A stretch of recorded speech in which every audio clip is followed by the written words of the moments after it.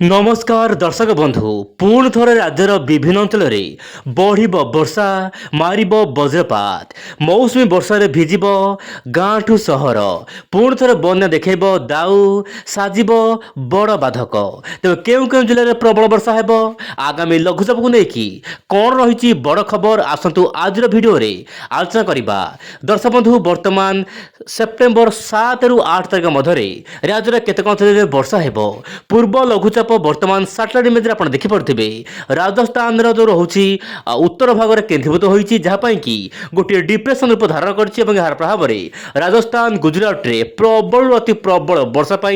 red alert जारी करछि IMD किंतु केउ जिले भल वर्षा हेबो ओडिशा साधारणतः वर्षा बर्तमान केमिति हेबो आपण देखंतु बर्तमान सैटेलाइट इमेज रे ओडिशा रे मते केतक अंचल रे वर्षा हेबो बोली जहाँ बर्तमान आपण मोबाइल स्क्रीन देखि पड़थिबे सारा राज्य माने 30 जिला को येलो अलर्ट रही किंतु ता मध्यरु गंजाम गजपति रे मध्यमरु प्रबल वर्षा हेबो या सहित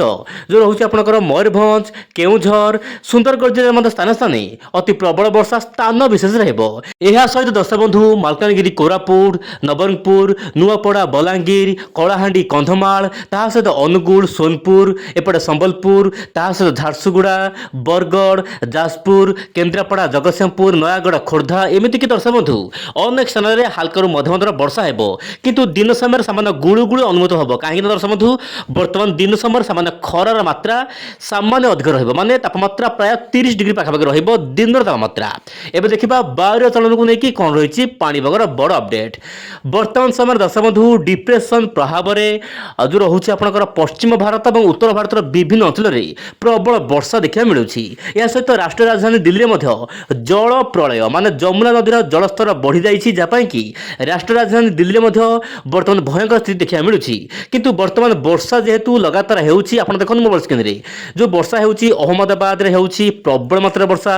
गुजरात अनेक स्थान में प्रबल वर्षा लगी रही किंतु दक्षिण भारत जो रोचे दक्षिण पश्चिम मौसुमी बायु बर्तमान सक्रिय रही पूर्वल बायु जाऊँगी जहाँपाई कि ओडिशा रे मध्य प्रबल वर्षा देखा मिल पारे किंतु बड़ खबर होची आगामी 3 दिन सामान्य वर्षा कम आसीबो दिन सामान्य खरा एवं संध्या समय वर्षा देखा मिल पारे सही भली दर्शक बंधु जदि हम देखिबा सारा भारतर पाणीपाग चित्र ओडिशा को और येलो अलर्ट माने कम वर्षा हेबो तथापि हल्का मध्यम वर्षा रही पारे किंतु अत्यधिक भारी वर्षा आपन कोठी हेबो ना ईस्ट राजस्थान ता सहित जो रोचे गुजरात रीजन रे अत्यधिक भारी वर्षा स्थान विशेष हेबो सेतिपई रेड अलर्ट रही ता सहित दर्शक बंधु आपन जो रोचे उत्तर प्रदेश केतक अंचल मध्ये प्रबल वर्षा ही पारे ता सहित मध्य प्रदेश केतक अंचल मध्ये हल्का मध्यम वर्षा ता सहित बिजुली घड़घड़ सहित